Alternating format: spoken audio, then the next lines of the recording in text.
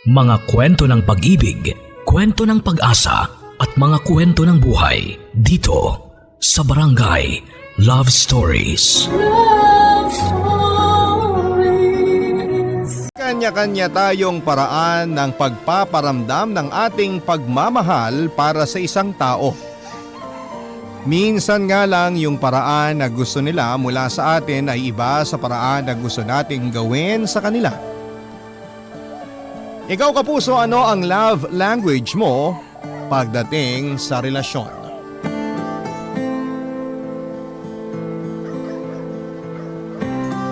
Dear Papa Dudut, ang bawat isa ay may kanya-kanyang love language. At dahil magkakaiba tayo ng personality ay magkakaiba rin tayo ng paraan kung paano magpakita ng pagmamahal para sa isang tao. At hindi lahat ng paraan na yon ay kayang i-appreciate ng iba. Lalo na kung hindi natin kayang ibigay sa kanila ang kung anuman ang gusto nilang makuha mula sa atin. Kasi madalas mga kapuso ay mahirap mag-adjust sa mga bagay na hindi natin talaga nakasanayang gawin. Hi Papa Dudut, just call me Fred, 32 years old. At nagtatrabaho sa isang back office ng mall dito sa Alabang. Avid listener niyo rin po ako since college student pa lamang ako at sigurado ko na may aral din namang may bibigay itong kwento ko. Lalo na nga at ikinasal ako na isang certified virgin. Pero hindi naman tungkol sa virginity ko itong kwento ko, kung hindi sa love story namin ng babaeng sobra kong mahal, Papa Dudut. Mula college hanggang sa makapagtrabaho na ako ay dalawa lang ang naging girlfriend ko, Papa Dudut. At pareho kong sineryoso ang mga nakarelasyon ko na yon. Pero siguro hindi ko pa talaga priority noon ang pag-girlfriend. Kaya tumagal lang ng 2 taon ang relasyon namin ng first GF ko. At 1 taon naman sa second GF ko. Mula noon ay mas nag-focus na lamang ako sa trabaho at paminsan-minsan ay pag-gimmick namin ng mga kaibigan ko. Ayos naman kahit papaano ang ganong buhay, Papa Dudut. Pero dahil lalaki ako ay hindi maiiwasan na tuksuhin ako ng mga kaibigan ko dahil sa pagiging single at virgin ko, Papa Dudut.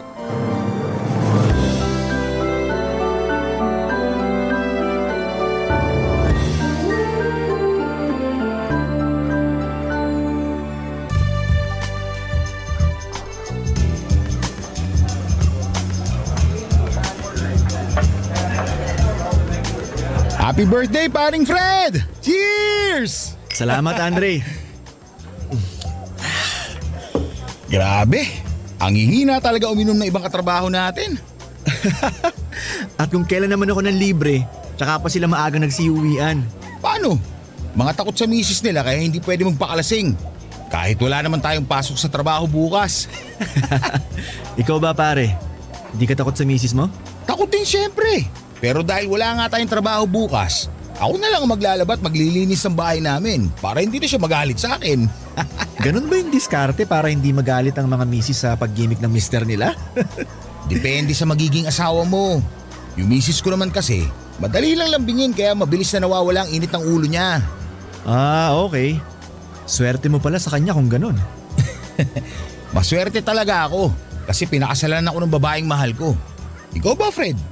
Kailan mo plano mag-asawa? Kapag nagka-girlfriend na ako. Eh kailan mo ba plano mag-girlfriend? Nakakatatlong anak na ako, bokya ka pa rin hanggang ngayon. Darating din ako dyan. Hindi naman ako nagmamadali.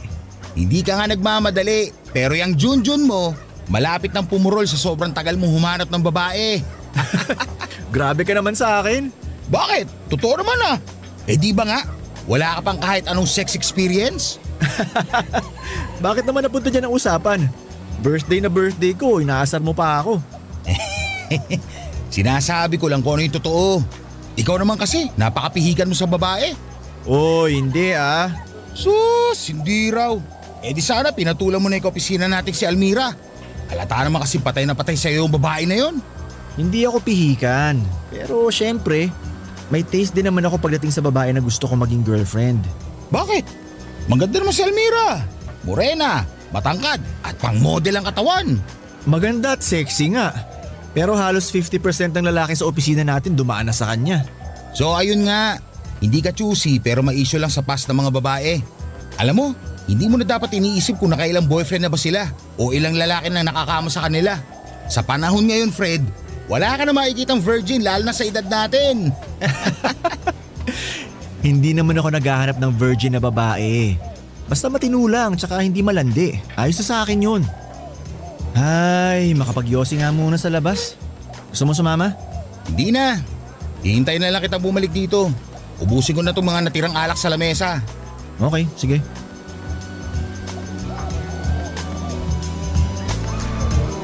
Uy, nako. Sorry. Pasensya na miss. Nagkasabay pa tayo sa pagtulak nitong exit door. Ayos lang. Ay, teka. Buksan ko. Sige miss. Mauna ka na lumabas. Salamat. Ay, nakahinga rin ng walang halong amoy ng alak at sigarilyo. Pumunta ka rin ba dito sa labas para magpahangin? Ha? Oo. Kasi masyado ng amoy alak at sigarilyo sa loob eh. Talaga? Eh bakit may hawak ang lighter at yosi? Ay, hindi ko pala nabulsa agad to.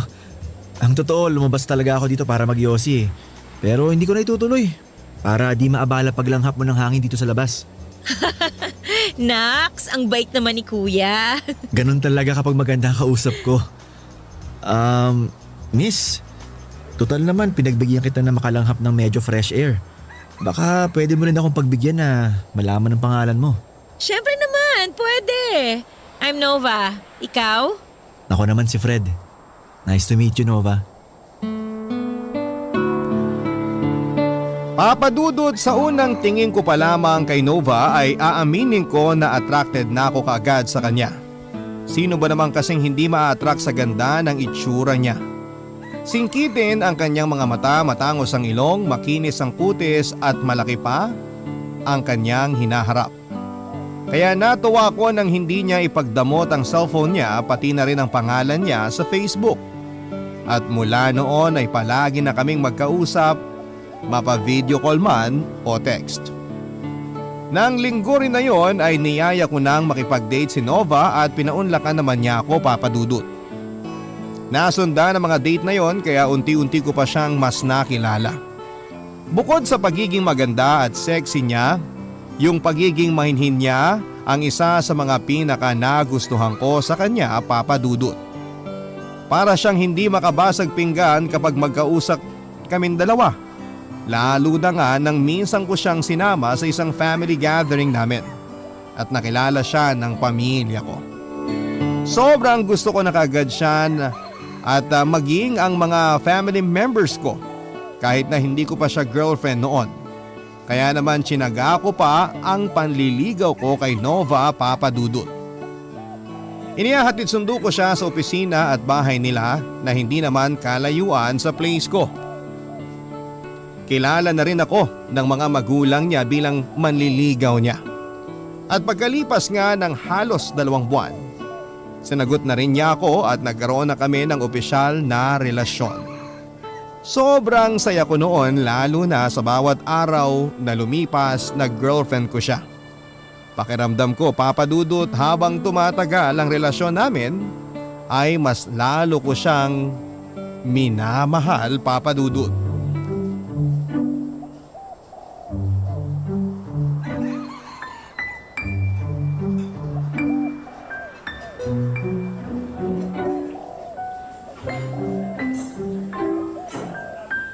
Happy anniversary, sweetie! Happy anniversary din, sweetie. Grabe, ang bilis ng panahon ano? Biruin mo, naka-1 taon na kagad tayo. Oo nga eh. Parang kailan lang nung na-love at first sight ako sa'yo. Love at first sight talaga? Oo, sweetie. Yun ang naramdaman ko nung gabi na sabay nating matulak yung exit door sa may resto bar. Kung saan tayo nagkakilala. Kaya nga napatitig na lang talaga ako sa'yo bago kita pinaunang lumabas ng pinto. Kaya ka rin ba hindi nagyosi nun para hindi ako ma-turn off sa'yo? Oo, kaya lang, hindi ko naman kaagad naibulsa yung yosi tsaka yung lighter. Nakita mo tuloy. Ayos lang kasi nag-effort ka namang hindi sindihan ng yosi mo nung gabi na yon para lang makuha yung pangalan ko. At nag-effort din ako na itigil ang bisyo ko dahil ayaw mo nang niyayakap kita na amoy sigarilyo ako. Isa talaga yun sa mga dahilan kung bakit sinagot kita kagad. Kasi tsinaga mo talaga na hindi gawin ng mga kinasanayan mong bagay na hindi ko talaga gusto kagaya nga ng paninigarilyo. Tama ka naman kasi. Walang maidudulot na maganda ang yosi sa katawan ko. Kesa sa alak at sigarilyo, mas okay pang gawin kong bisyo ang pagmamahal ko sa'yo. At humugot line na naman po ang sweetie ko. Sweetie, siya nga pala. Good job ka sa resto na to. Ang sarap ng paella nila dito. Yan talagang bestseller nila dito. Pero alam mo, mas masarap pa rin yung niluto mong kare-kare nang pumunta ako sa bahay nyo. Ang layo naman ng paella sa kare-kare. Talaga kasing hindi ko makalimutan ang lasa ng niluto mo na yun eh. Sobrang the best. Kung pwede nga lang, pakasalan na kita nun. Para araw-araw ko na natitikman ang mga luto mo. Huwag mo akong binibiro ng ganyan ha. Baka seryosohin ko yan. Oh, bakit ganyan ka makatitig? Parang matutunaw naman ako. Sweetie, pakasal na tayo. Uy, Fred, seryoso ka ba dyan? Huwag mo nga akong ginugood time ng ganyan. Kakainis ka. Seryoso ako sa sinabi ko, Nova. Wala pa akong singsing ngayon pero gusto na talaga kitang pakasalan. Kung gusto mo nga, dumiretso na tayo ng simbahan ngayon para mapakasalan na kaagad kita eh. Sige na nga. Anong sige na nga? Kanina inaalok mo ako magpakasal na tayo. Ngayon naman na sumagot ako, parang ayaw mo pa. Uy, wala akong sinabi na ayaw ko ha. Pero ang ibig mo bang sabihin? Oo, Fred. Magpapakasal ako sa'yo. Salamat! Salamat, Nova! Salamat talaga. Mahal na mahal kita. At ngayon pa lang, pinapangako ko sa'yo na hindi ka nagkamali ng pagpili sa akin bilang lalaki makakasama mo sa habang buhay. Papadudod, siguro nga para sa iba ay masyado pang maikli ang 1 taon para alokin ko ng kasal ang girlfriend ko na si Nova. Pero doon din naman kami papunta kaya bakit ko pa patatagalin? Pareho na kaming nasa tamang edad at may maayos na trabaho. Ramdam ko rin naman na seryoso siya sa relasyon naming dalawa at mahal na mahal namin ang isa't isa. Kaya wala nang kahit na anong dahilan para hindi pa kami magpakasal, Papa Dudut. Siyempre marami rin sa mga kakilala at kaibigan namin ang nagulat nang malaman nilang magpapakasal na kami ni Nova, Papa Dudut. Akala pa ng iba ay buntis ang girlfriend ko dahil parang biglaan daw ang desisyon namin na pagpapakasal. Pero palagi kong sinasabi at proud na sabihin na imposible pang mangyari yon dahil ni isang beses ay wala pang nangyayari sa amin ni Nova. Para sa ibang lalaki siguro nakakahiya ang bagay na yon. Yung hindi sila makascore sa babae na karelasyon nila. Pero para sa akin kasi naniniwala ako na ang pagtatalig ay dapat na ginagawa pagkatapos ng sagradong kasal ng 2 taong nagmamahalan, Papa Dudut. Papa Dudut, mabilis naming naasikaso ni Nova ang mga papeles at iba pang mga kailangan para sa kasal namin. Ganon talaga siguro kapag porsigido ka na gawin ang isang bagay. Wala ka nang sasayangin na sandali o mga oras, Papa Dudut. At isa rin sa mga napakabilis na pagproseso na para sa kasal namin ni Nova ay yung pagsabay ng girlfriend ko sa effort na ginagawa ko. Hindi rin kasi madali kapag mag-isa ka lamang na kumikilos. Maraming kailangan na lakarin at kausapin na mga tao. Pareho po naming inasikaso ni Nova ang mga requirements para sa kasal namin. Ang venue ng reception at ang simbahan kung saan ay gaganapin ang napakahalagang seremonya sa buhay namin. Pareho kaming excited na maging opisyal ng mag-asawa. At pagkalipas nga ng 3 buwan, natuloy na ang aming pag-iisang dibdib. Simple lamang ang naganap na kasalan, hindi bongga pero kasama naman namin ang mga taong espesyal sa buhay namin ng asawa kong si Nova, Papa Dudut.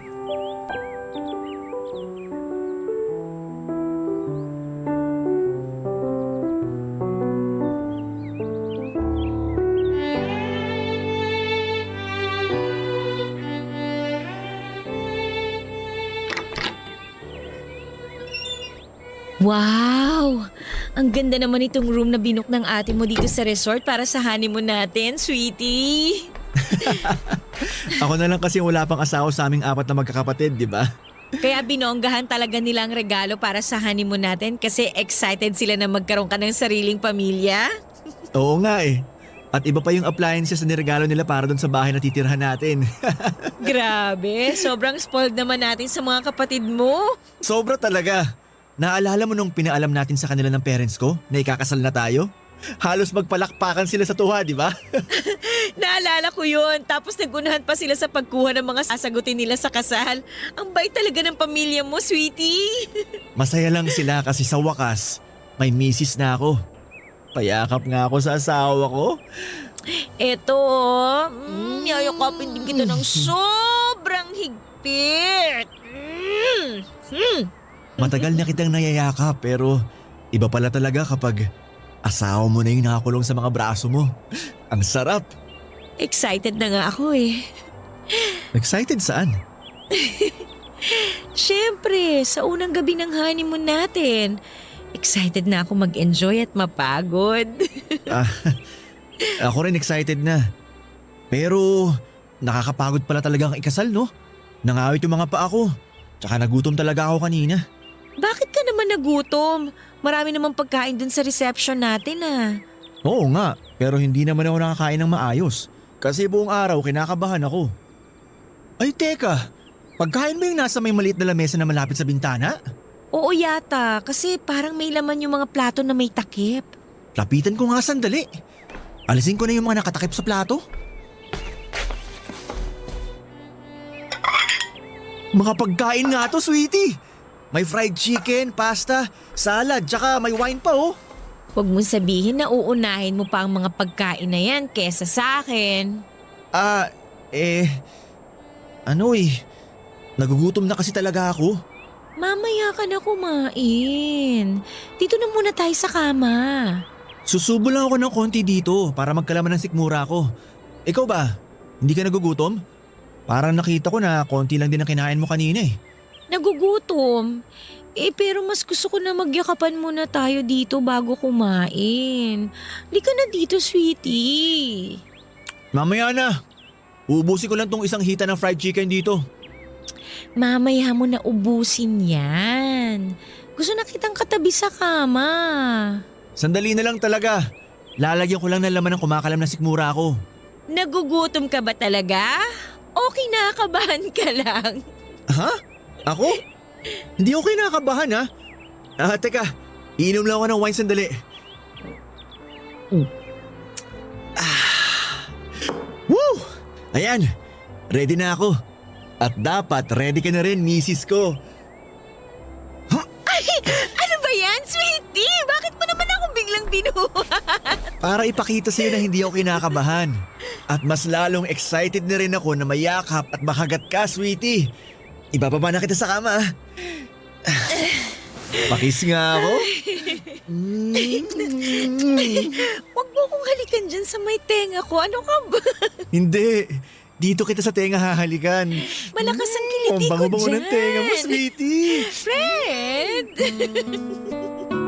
Papadudot, grabe talaga ang kabako ng gabi na yon. Gusto ko na nga sanang daanin sa pagkain ang matinding kaba na nararamdaman ko pero sadyang naging mapilit si Nova kaya pinagbigyan ko na siya. Halos manginig nga ang mga tuhod ko at pati na ang buong katawan ko habang papalapit na kami sa kama. Pero syempre, ayoko namang mapahiya sa misis ko kaya pilit ko yon na hindi pinapahalata. Ewan ko lang kung magaling ba akong umarte na hindi kinakabahan sa unang gabi namin bilang mag-asawa. Basta in-apply ko talaga ang lahat ng ni-research ko sa internet para mapaligaya ang misis ko. Mukha namang nagtagumpay ako na gawin yon, Papadudot, dahil hindi na kami halos nakapaghapunan dahil sa ilang beses na ginawa naming pagroromansahan. Papadudot, doon ko lang nalaman na mas agresibo pala si Nova pagdating doon kumpara sa akin. Kahit pareho kaming walang experience ay halos siya ang trumabaho sa buong magdamag. Mas marami nga rin siyang alam na pwesto, galaw o paraan ng paghalik. Kaya naman enjoy talaga ako. Pilit ko namang sinabayan ang energy niya para kahit papaano ay hindi ako mapahiya sa unang gabi namin. Ganon pala talaga sa first time. Lahat nakakakaba. Pero talaga namang napakasarap sa pakiramdam, Papa Dudut.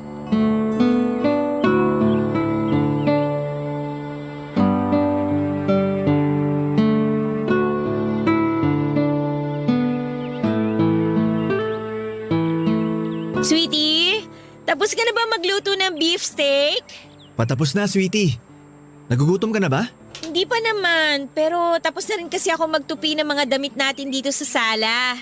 Okay, kung hindi ka naman busy dyan, tikman mo na tong niluto ko kung pasado na sa panlasa mo. Sige. Sinunod mo ba lahat ang bilin ko sa pagluto ng beef steak lalo na pagdating dito sa karne ng baka? Opo, kinakabahan na nga po ako eh. Bakit ka naman kinakabahan? Baka kasi hindi po sa panlasa mo tong luto ko eh. Masasayang lang. Sino ba kasi nagpresenta na magluto para sa hapunan? Ako? Pero kaya ko lang naman ginawa yun kasi ang dami mong nilabhan kanina. Nahiya ako kaya nagpresenta na lang akong magluto kahit di naman ako marunong. Ako naman ang nakatoka na maglabas sa araw na to, di ba? Kaya ayos lang yun. Pero sige, titikman ko na tong niluto mo. Eto sweetie oh. Ipaglalagay na kita ng konting sabaw at karne dito sa maliit na mangkok. Ipan ko na muna para hindi masyadong mainit. Eto na ang isang kutsarang sabaw na may konting karne, sweetie. Mukha namang ayos ang lasa nito. Sakto yung asim tsaka yung alat ng sabaw. Tapos malambot na rin yung karni ng baka. Talaga? Pasado na ba sa panlasa mo? Oo! Ayos! Akala ko mapapahiya ako sa first beef steak ko eh. Papatayin ko na tong apoy sa kalan para makapaghain na ako. Sweetie, mamaya ka na maghain. Bakit mo ako niyayakap? Teka, amoy pawis na ako. Ayos lang yan. Lika, doon tayo sa may lamesa. Sandali, kukuha lang ako ng mga plato at baso. Mamaya na nga, sweetie. Sumunod ka muna sa akin. Halika, dito tayo sa may lamesa. Oh, hubarin mo na yung t-shirt at shorts mo. Ha? Sumunod ka na lang sa akin. Oo, sige, eto na. Oh, nahubad ko na. Yan. Tapos, humiga ka na dyan sa malapad nating lamesa na wala pang kahit anong nakalagay. Oh, okay. Ito. Nakahiga na ako. Tapos ano nang... Uy! Nova! Anong ginagawa mo? Tapos, lalagyan natin ng chocolate at strawberry syrup itong katawan mo. Alam ko, pero... bakit mo ginagawa yan? Napanood ko kasi na masaya raw gawin to ng mag-asawa dito sa ibabaw ng lamesa. Lalagyan ko ng mga pagkain niyang katawan mo. Tapos, kakainin ko. Hanggang sa ikaw naman ang gawin kong pagkain. Pero, ang lakit kasi sa balat. Ayos lang yan. Ganyan daw talaga sa simula eh. Pero mag-e-enjoy ka rin. Kaya hayaan mo lang ako sa gagawin ko sa'yo, sweetie. Papa Dudut, nabanggit ko kanina na mas agresibo si Nova kumpara sa akin pagdating sa pakikipag-romansahan. Pero hindi ko alam na mahilig din pala siyang mag-explore. Marami siyang gustong gawin namin na may kinalaman sa pagsisiping. Minsan pa nga ay nag-play siya ng malaswang video at sasabayan niya ang mga napapanood namin doon.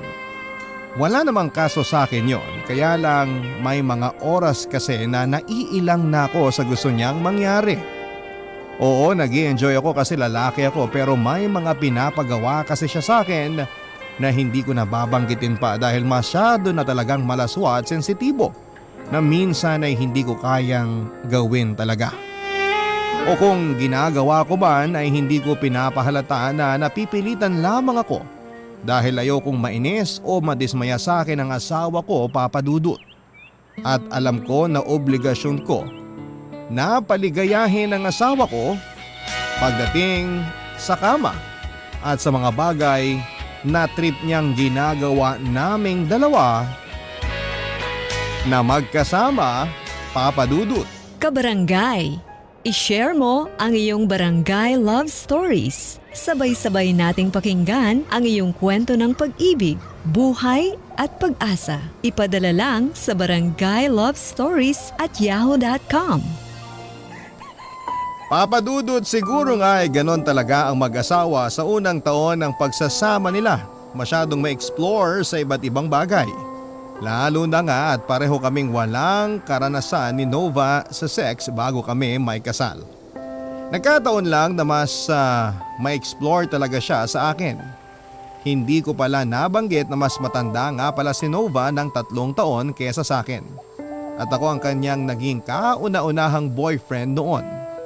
Kaya naman ako rin ang kanyang naging first kiss, ang first sa lahat-lahat pagdating sa pakikipagrelasyon. Isa rin yon sa mga dahilan kung bakit nararamdaman ko na siya na ang babaeng para sa akin. Dahil pareho kami ng paniniwala na ang pagsisiping ay sagrado at dapat na ginagawa kapag kasal na ang 2 tao. Yun din ang naisip kong dahilan kung bakit sa aming dalawa si Nova talaga ang mas mahilig o ma-explore pagdating sa pakikipagsiping. Dahil gusto niyang maranasan ang mga bagay na dati ay naririnig at napapanood lamang niya, Papa Dudut.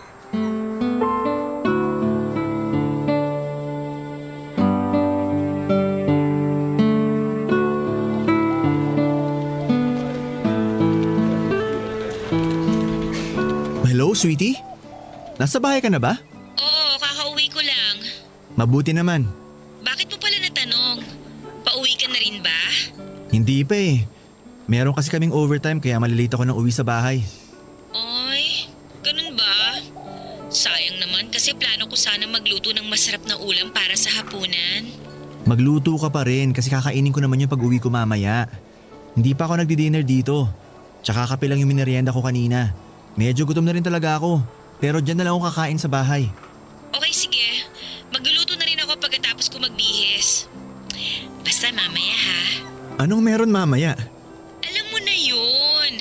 Friday ngayon. Kaya kailangan may lakas ka pa rin pag uwi mo dito ha. O sige na. Baba ko na rin tong tawag. Text mo na lang ako pag pauwi ka na ha. I love you. I love you too, sweetie. Bye. Ang sweet namang mister nitong kaibigan ko. Ganun talaga, Andre. Sabi mo nga, para maiwasan na magtampong misis natin, kailangan lagi silang updated, lalo na sa schedule natin sa trabaho. Mukhang marami ka natutunan sa akin ah. Pero kamusta ba ang buhay may asawa? Nag-e-enjoy ka ba o parang nasasakal ka na kagad? Nasasakal talaga? Oo, yun kasing naririnig ko sa ibang kaibigan kong lalaki na nagpakasal na. Sa laki ng adjustment na nangyari sa buhay nila, para raw silang biglang nasakal sa ginagawa ng misis nila. Grabe naman yung ibang kaibigan mo. Baka hindi pa sila handang magpakasal kaya nasabi nila yon. Pero para sa akin, hindi ako nakakaramdam ng ganyan kasi hindi naman mahigpit si Nova sa akin eh. Kaya lang, nakakapagod din palang maging lalaki, no? Ha? Anong ibig mo sabihin, Fred? Eh kasi 'di ba? Obligasyon natin na paligayahin ang asawa natin, lalo na pagdating sa kama. Oo, syempre. Kasi nga, tayo ang lalaki at tayo ang dapat na mas nagtatrabaho pagdating sa bagay na yon. Ayun na nga. Doon ako pinaka napapagod sa bahay namin. Teka, huwag mo sabihin na sa inyong mag-asawa. Yung misis mo madalas sa mga labit kapag magkatabi kayo sa kama. Naku, kung alam mo lang, Andre, hindi lang siya sa loob ng kwarto nangangalabit. Kahit nasa ang sulok pa kami sa loob ng bahay, mahilig mga labit si Nova. Wow, nakakaingit ka naman pare. Samantalang yung misis ko, minsan kailangan ko pang luhuran bago ako pagbigyan. Ayun lang, magkaiba sila ng asawa ko. Pero minsan talaga napapaisip ako kung normal pa ba yung pangangalabit na ginagawa sa akin ni Nova eh. Ano ka ba? Normal lang yan kasi mag-iisang taon pa lang naman kayong kasal. Dapat nga, ikaw pa yung mas agresibo sa inyong dalawa pagdating sa sex. Huwag mo sabihin na hindi ka nag-i-enjoy sa sexy time yung mag-asawa. Nag-i-enjoy naman ako. Kaya lang, kagaya nga ng sabi ko, hindi naman sa lahat ng oras nasa mood ako, di ba? Lalo na kapag pagod tayo galing trabaho. Yung tipong pag-uwi ko, gusto ko sana magpahinga muna. Pero hindi ko naman magawa yun. Kasi nga ang gusto ni Nova, sexy time kaagad. Bago kumain at magpahinga. Papadudot, syempre tao lamang ako na marunong mapagod at minsan ay mainis na rin kapag nagpaparamdam ang asawa kong si Nova na magtalik na kami kahit wala pa akong pahinga. Lalo na nga kapag galing ako sa pag-overtime sa trabaho. Kailangan ko rin kasing sipagan sa trabaho dahil marami na kaming mga binabayaran noon. Hindi ko lang masyadong pinapakita sa kanya na stress at wala ako sa mood kasi ayokong mapahiya siya. Ayokong mainis o magalit siya sa akin kapag hindi ko siya napagbibigyan. Napakaliit lamang na bagay ang sex para pag-awayan pa naming mag-asawa. Kahit minsan papadudot ay hindi ko na talaga naiintindihan kung saan pa ba nanggagaling ang energy niya pagdating sa pakikipagsiping. Kung normal pa ba yung mga trip niya sa kama. Pero sabi nga ni Andre, nasa unang taon pa lamang kami ng buhay mag-asawa kaya normal pa para sa amin ang mag-explore. Ayon nga lang, hindi kami pareho ng paraan ng pag-i-explore ni Nova. Mas wild siya at agresibo na talaga namang hindi ko masabayan. Pero kailangan ko pa ring pagbigyan dahil ayokong magkulang sa kanya bilang asawa niya, Papa Dudut.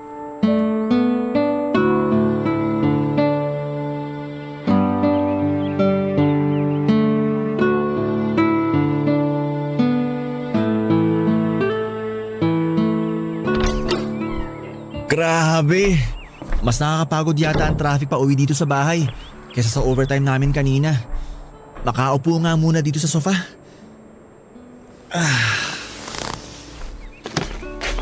Nandyan ka na pala, sweetie. Oo, kararating ko lang. Umupo muna ako dito kasi napagod ako sa biyahe. Akala ko nga, madaling araw na ako makakauwi. Alam mo naman kapag Friday, maraming nag-uuwian sa kanya-kanyang mga bahay kaya maiipit ka talaga sa traffic. Sa susunod na Friday, magkukommute na lang ako kaysa mag-drive ng kotse. Sayang na yung gasolina ko sa traffic, napagod pa akong mag-drive. Parang ang init naman masyado ng ulo nitong asawa ko. Hubarin ko na nga muna tong sapatos mo para hindi ka na masyadong mainitan. Salamat, sweetie. Hindi ka ba na traffic sa biyahe mo pa uwi kanina? Hindi naman kasi sakto lang yung paglabas ko sa opisina namin. Wala pang rush hour kaya mabilis lang nga naging biyahe ko. Mabuti ka pa. Kung hindi lang talaga namin kailangan mag-overtime kanina, uuwi na ako kaagad eh. Ay, nagugutom na talaga ako. Nakapagluto ka na ba ng… Huh? Oh, sweetie! Anong ginagawa mo? Ano pa? Di tinatanggal ko na rin tong sintro ng pantalon mo. Teka! Hindi pa ako magpapalit ng pambahay ko. Sino bang may sabi na magpapalit ka na? Tinatanggal ko lang tong sinturon mo para maibaba ko na rin tong pantalon mo. Sweetie, pwede bang mamaya na yan? Gutom na kasi ako. Mamaya na tayo kumain. Nakapagluto ka na naman, di ba? Oo, Baka lumamig pa yung niluto mo kaya kumain na muna tayo. mamaya na nga. Ayan, natanggal ko ng sinturon mo. At pati na rin tong butones ng pantalon mo. Ibababa ko na to, ha? Sweetie, mamaya na nga yan. Kumakalam ng sikmura ako sa gutom. Tsaka pagod ako sa trabaho. Mawawala ang pagod mo sa gagawin ko na to. Kaya hayaan mo na lang ako dito, sweetie. Ibaba na natin tong pantalon mo para masimulan ko ng gagawin ko sa'yo. Teka, sandali. Teka lang, sweetie. Mamaya na nga kasi. Iba pa yung gagawin natin ngayon sa gagawin natin mamaya. Kaya alisin mo na yung kamay mo sa pantalon mo. Mamaya na nga kasi. Pagod talaga ako. Ayan. Oh, banda. Nova, ano ba? Aray ko naman! Bakit mo naman ako tinulak? Naku, sorry. Halika. Aalalayan kitang tumayo. Ay nako! Kaya kong tumayo, wag mo ako hawakan. Alam mo Fred, minsan talaga hindi na kita maintindihan eh. Nagsasawa ka na ba kagad sa akin? Hindi naman sa ganun. Kaya lang pagod nga ako. Ilang beses ko na sinabi kanina, di ba? Pagod din naman ako ha. Galing akong trabaho tapos pinagluto pa kita. Narinig mo ba ako nagreklamo sa'yo? Palagi ka na ng ganyan eh. Reklamo ka ng reklamo tapos hindi mo pa ako mapagbigyan sa gusto ko. Kasi nga, hindi naman tayo magkasing taas ng sex drive. Sorry kung hindi kita mapagbigyan ngayon. Hindi na kasi talaga kaya ng katawan ko. Pagod ka lang ba talaga? O sadyang wala ka lang sa mood dahil nagsasawa ka na sa akin? Nova, walang ganon. Hindi ako magsasawa sa'yo kasi asawa kita at mahal na mahal kita. Sana intindihin mo lang na hindi sa lahat ng oras kaya kitang pagbigyan. Oo, obligasyon ko na paligayahin ka dahil asawa mo ko. Pero napapagod din naman ako. Kaya bigyan mo naman sana ako ng konting oras para makapagpahinga. Yun lang naman ang hinihingi ko sa'yo bago tayo mag-sex eh. Hindi yung pagka-uwi ko pa lang dito, mangungulit ka na kaagad sa akin. Konting oras lang naman ang pahinga, Nova. Yun lang ang hinihingi ko sa'yo.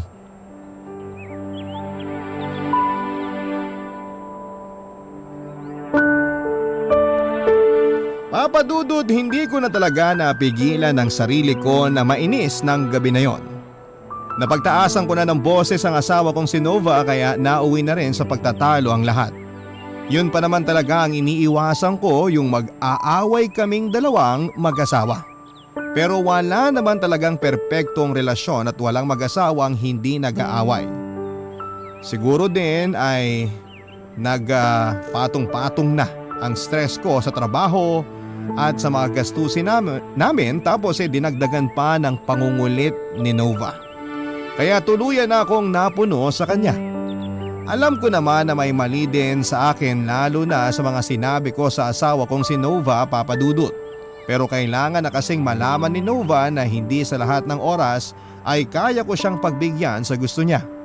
Hindi po pwede na kada kulbit niya sa akin ay may energy ako para sabayan ang taas ng libido niya pagdating sa pakikipag-romansa. Oo, tungkulin ko bilang asawa ang paligayahin siya. Pero ang tungkulin na yon ay dapat na ginagawa sa tamang oras. Yon ang pinaliwanag ko sa asawa ko, Papa Dudut, na magkaiba kami ng taas ng energy pagdating sa romansa. Inamin ko na may mga oras na hindi ko na talaga siya nasasabayan at nagsorry ako sa part na yon. Pero sinabi ko sa kanya na sana ay maintindihan niya ako dahil mas nakaka-stress din talaga ang trabaho ko kumpara sa ginagawa niya sa opisina nila.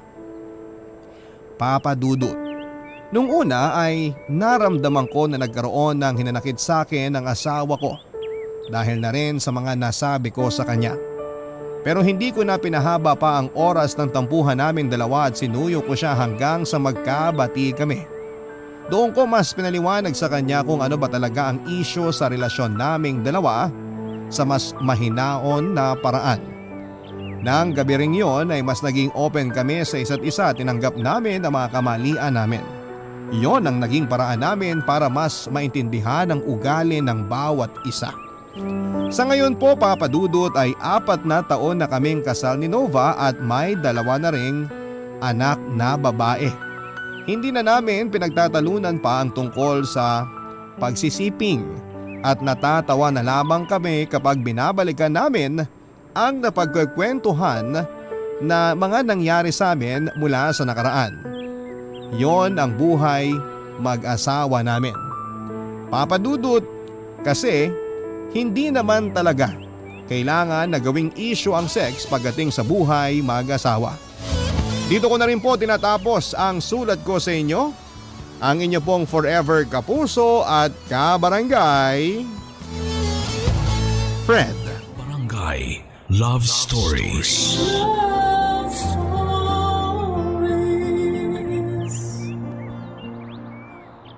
Barangay LS 97.1. 97.1. Number 1. Forever. Barangay LS 97.1. Forever! Mga kwento ng pag-ibig, kwento ng pag-asa at mga kwento ng buhay dito sa Barangay Love Stories. Love Stories.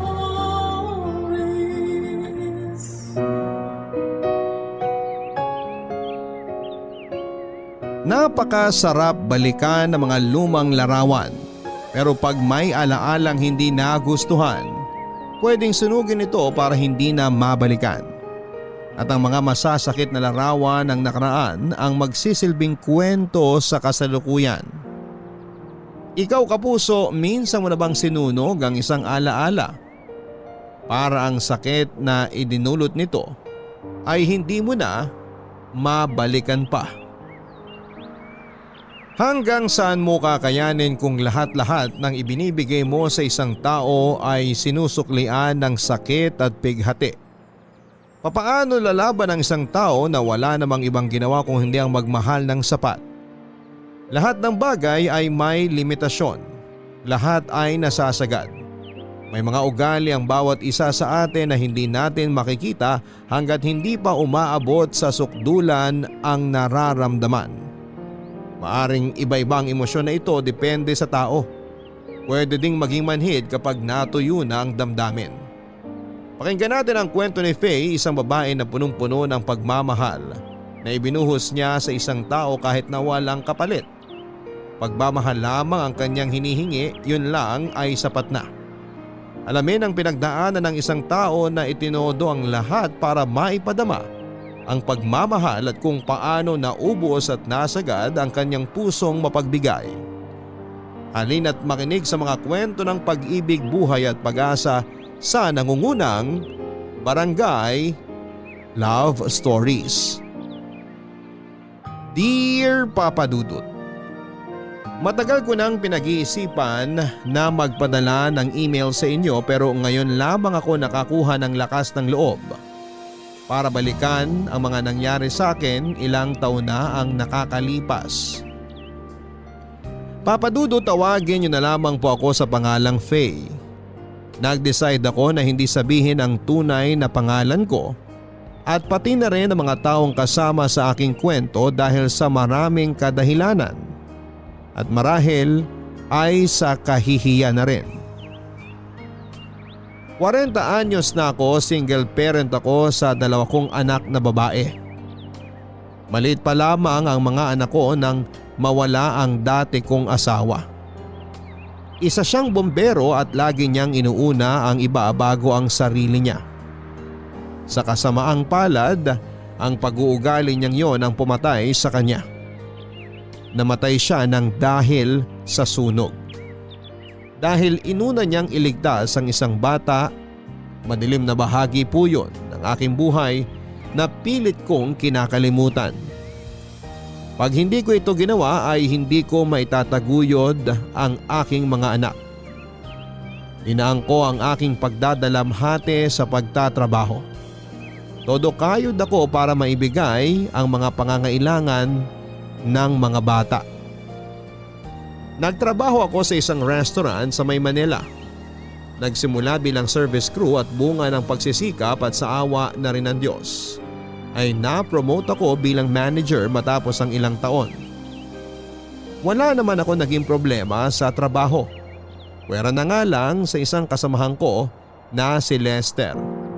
Security guard siya sa restaurant at noong bago pa lamang siya sa trabaho ay napansin ko na ang malagkit at kung minsan ay nakakapikon na tingin niya sa akin. Tinanong niya ako kung pwede niya akong ligawan at agad-agad akong tumanggi. Araw-araw niya akong binabati at binibigyan ng pagkain kagaya ng siopaw, mamon at kung anong abot ng kanyang bulsa na pwedeng bilhin sa tapat ng bakery. Hindi naman umabot sa puntong nababastusan ako at kahit papaano ay na-appreciate ko yung mga ginagawa niya. Pero ayoko po talaga sa kanya. Yun nga lang, hindi niya ako tinantanan, Papa Dudut. At dahil sa kakulitan niya at pagiging showy niya sa feelings niya para sa akin ay naging tampulang kami ng tukso. At umabot ito sa puntong naiirita na ako sa lahat ng ginagawa niya dahil nga napapansin na kami ng aming mga katrabaho.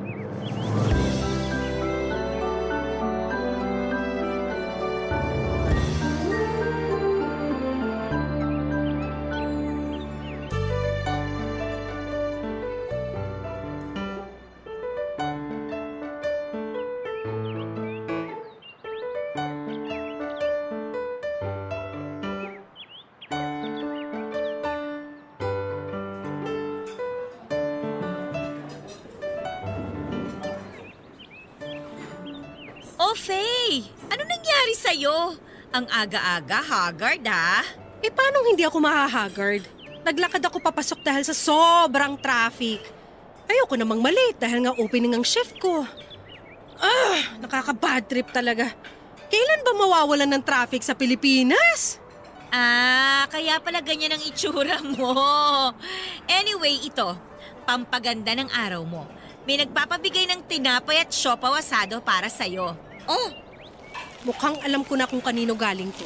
kanino pa nga ba? Eh di kay Lester, ang security guard ng buhay mo. Pwede ba, Trina? Huwag mo nang ulitin yung sinabi mo, ha? Kinikilabutan ako. Ew! Kinikilabutan ka ba o kinikilig? Uy! Ba, Trina, tumigil ka na nga dyan. Never akong kikiligin sa kanya, no? Ay, salbay ka ha! Nakakakilig kaya! Busog ka na, nakakatipid ka pa. Siguro nga nakakakilig kapag nakatanggap ka ng ganyan. Pero kapag galing naman kay Lester, hindi.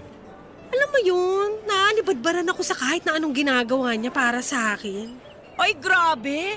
Kung makapagsalita ka, parang ang dumi naman ang tingin mo sa tao. Hindi gaano, pero parang gano'n na nga. Mukhang okay naman siya ha. Okay na maging boyfriend mo. Kanina ka pa, ha? Hindi ko ma-imagine yung sarili ko na magiging boyfriend ko siya. Teka, baka ikaw trip mo siya. Kulit mo eh. Grabe ka naman dun sa tao. Kung wala lang sana akong jowa eh. Pero kahit wala, sa'yo na lang din. Kasi mas bagay kayo, no? Tingnan mo, oh. Mukha kang anghel. Siya naman mukhang, basta may mukha. At isa pa, napaka-sweet niya sa'yo. Tignan mo na. Itsura nga hindi mo mapaliwanag eh. Hindi ko naman sinabi na bigyan niya ako ng kung ano-ano pero ayaw niya pa rin tumigil. Tsaka ilang beses ko nang sinabi sa kanya na ayaw ko magpaligaw. Wala siya ni isa sa criteria na gusto ko sa isang lalaki. Wala siya nung 3 M's. Ha? 3 M's? Matangkad, maputi, mayaman. Wow naman! Ganda ka, te. Pero tingnan mo ha, may tsura naman siya. Oo, itsurang engkanto. Mapanlait ka rin eh, no? Sinabi ko lang kung ano yung nakikita ko.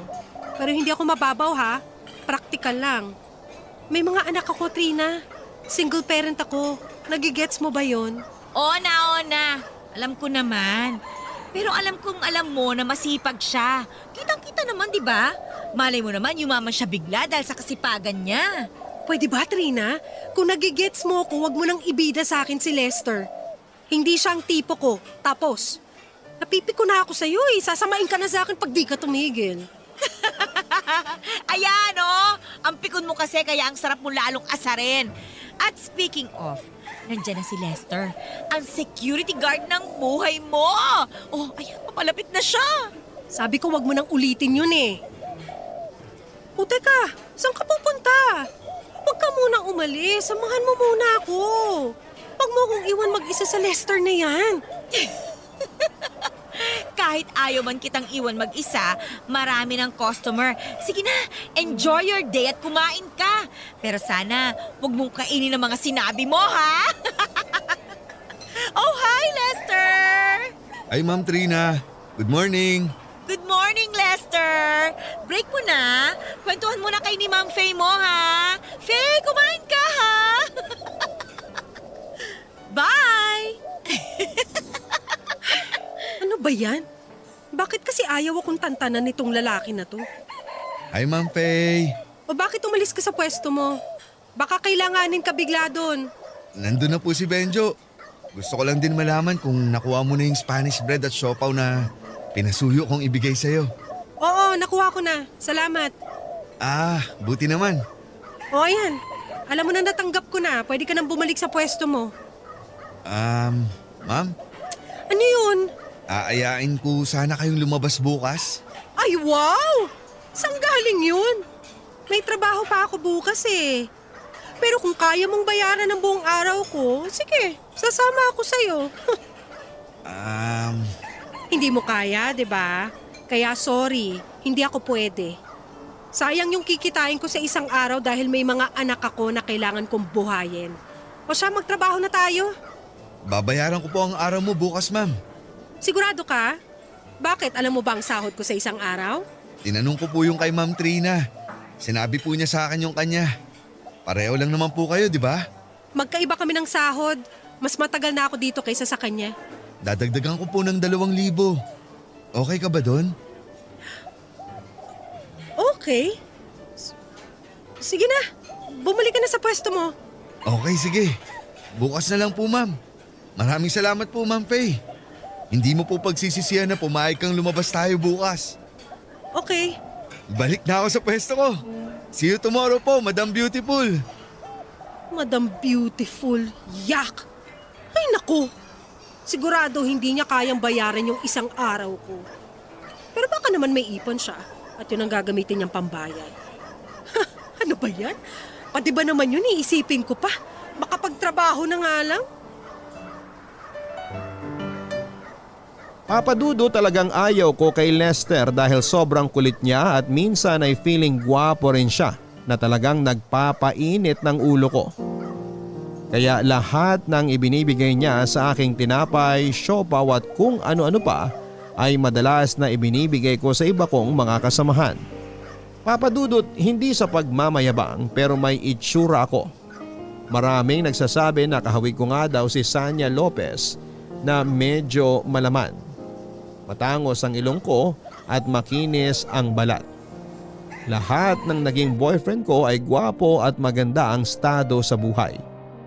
Talagang mataas ang kriteria ko sa isang lalaki kaya pangit man sa pandinig ng iba ay gano'n na lamang kababa ang tingin ko kay Lester.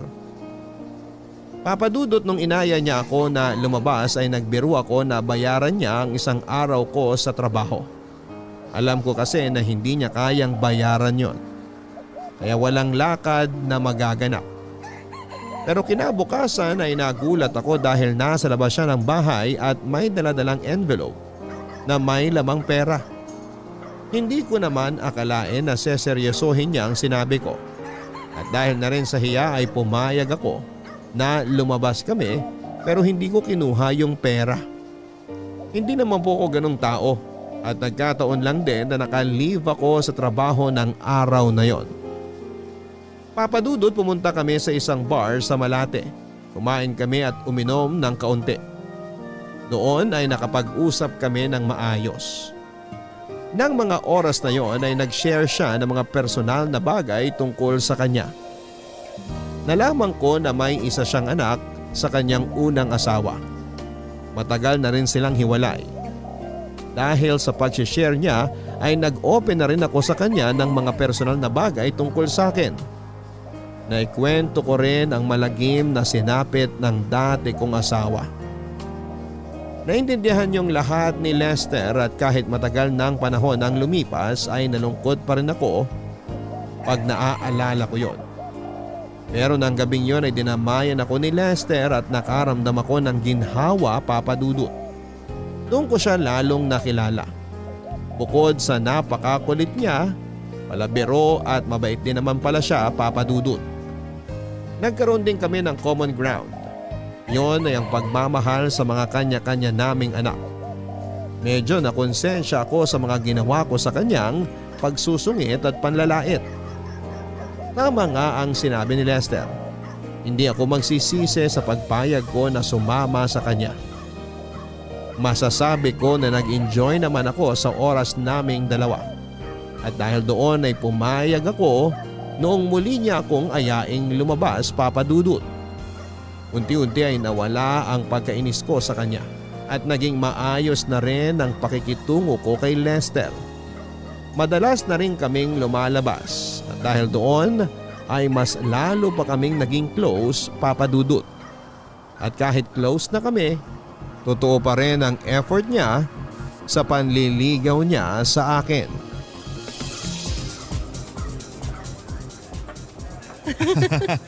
Palabiro ka talaga, no? Ang sakit na ng tiyan ko kakatawa dahil sa'yo. Gusto lang kita patawanin kasi nakakapawi ng pagod at stress pag nakikita kong happy ka.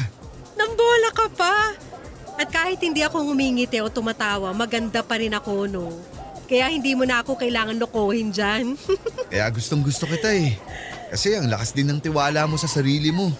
Ganun naman dapat, di ba? Ako Ako na nga lang mag-isa sa buhay. Hindi ko pa ba mamahalin ang sarili ko? Kaya nga nandito ako eh. Nakahanap ka na naman ng banat, ha? Hindi naman banat yun. Seryoso yun. Alam mo, maganda ka talaga. Mabait, matalino. Yun nga lang, masungit. Hindi ako masungit. Nagsusungit lang naman ako sa mga taong hindi ko gusto. Kaya pala ang sungit mo sa akin. Pero hindi na ngayon. 'Di ba? Dati, oo. Dati? Ibig sabihin, ngayon gusto mo na ako. Oh, teka. Nainis ba kita? Bakit natahimik ka? May naaalala kasi ako eh. Anong naalala mo? Naalala ko na iritang-irita ako sa'yo noon. Halata naman. Pero si Q yata to. Hindi ako pwedeng panghinaan ng loob. Ang tiyaga mo rin sa akin, no? Kahit ilang beses kitang sinungitan at itinaboy, hindi mo ako sinukuan. Ganun naman talaga kapag mahalaga sa'yo yung isang tao, di ba? Hindi ka kaagad na susuko. Tignan mo, hindi ako sumuko. Ngayon, nakakasama na kitang lumabas. Salamat, Faye, ha? Binigyan mo ako ng chance na ligawan ka. Naku, huwag ka magpasalamat. Hindi naman talaga ako pumayag na ligawan mo. Pero hindi naman ako tumanggi. Dahil sa mga paglabas-labas natin, mas nakilala kita. Mabait ka at lagi mo ako napapasaya. Kaya... Kaya ano? Oo na. Teka. Tama bang rinig ko? Anong ibig mong sabihin sa oo na? Oo na. Sinasagot na kita. We, hindi nga. Ang kulit! Ayaw mo ba? Sige, binabawi ko na. Wag! Hindi lang kasi ako makapaniwala na girlfriend na kita. Pakisampal nga ako. Para ako nananaginip eh. Sure ka? Sampal lang ba gusto mo o suntok? Pwede bang kiss na lang? Aba, ang bilis mo naman. Dahan-dahan lang. Teka, bakit natahimik ka? Okay ka lang? Uy, teka, umiiyak ka ba? Ang saya-saya ko talaga na tayo na, Faye. Kung alam mo lang, araw-araw ko pinagdarasal ang araw na to. Hindi ako makapaniwala. Parang nananaginip lang ako. Totoo bang ipinagdadasal mo na maging tayo? Oo, Faye. Gabi-gabi bago matulog. Promise, hindi kita sasaktan. Ikaw lang ang laging magiging laman ng puso ko. Habang buhay kitang mamahalin. Pati ang mga anak mo, Faye. Mamahalin ko din. Sa tindi ng mga pinagdaanan ko dati, hindi ko alam na magmamahal pa pala ako ulit. Maraming salamat sa mga sinabi mo. Mahal kita, Lester. Papa Dudut, tama si Trina. Kinain ko lahat ng sinabi ko dati na hindi ako magkakagusto kay Lester. Napatunayan ko na mahirap pala talagang magsalita ng tapos dahil mahirap sabayan ang tadhana pag tayo'y pinaglaruan. Kung kahapon ay umiiyak ang isang tao dahil sa problema at pagsubok, maaring bukas ay luluha na siya dahil sa tuwa. Hindi natin alam kung ano ang susunod na mangyayari at kung sino ang taong babago sa ating mga buhay, Papa Dudut. Pinili namin ni Lester na itago muna ang relasyon naming dalawa dahil ayaw naman namin na mapag-usapan sa trabaho. Ayoko sa mga marites sa opisina at para manatiling professional pa din ang aming turingan. Bukod sa aking mga anak ay masasabi kong si Lester ang dahilan para gumising ako sa umaga na may ngiti sa mga labi ko. Masasabi ko na umaapaw ang aming kaligayahan. Araw-araw kong nararamdaman ang pagmamahal ni Lester. At dahil dito, hindi namin napansin na ang unang linggo namin bilang magkasintahan ay tumagal na ng buwan. At ang buwan ay naging taon. Ganun yata talaga pag tunay kang nagmamahal. Ang bilis ng panahon. Dumating din ang araw na pinakilala ko si Lester sa aking mga anak. At dahil meron ngang anak si Lester ay mabilis niyang nakapalagayan ng loob ang mga ito. Naging magkasundo sila at dahil dito ay sinubukan namin ni Lester na buksan ang susunod na kabanata ng aming buhay. Yon ay ang tumira na sa iisang bubong. Ang makitang masaya si Lester kasama ang aking mga anak ay isa sa mga bagay na hindi ko ipagpapalit. Wala nang paglalagyan ng kaligayahan ng aking puso. Papadudot ng mga unang linggo ay naging masaya ang pagsasama namin ni Lester sa iisang bahay. Nakita ko ang pagiging responsable niya. Nag-resign siya sa pagiging security guard at nirefer ko siya sa kaibigan kong engineer para gawing foreman sa isang construction site kung saan ay mas maganda ang pasahod. Okay naman siya. Pero sabi nga nila hindi mo lubusang makikilala ang isang tao kapag hindi mo pa nakakasama ito sa iisang bubong.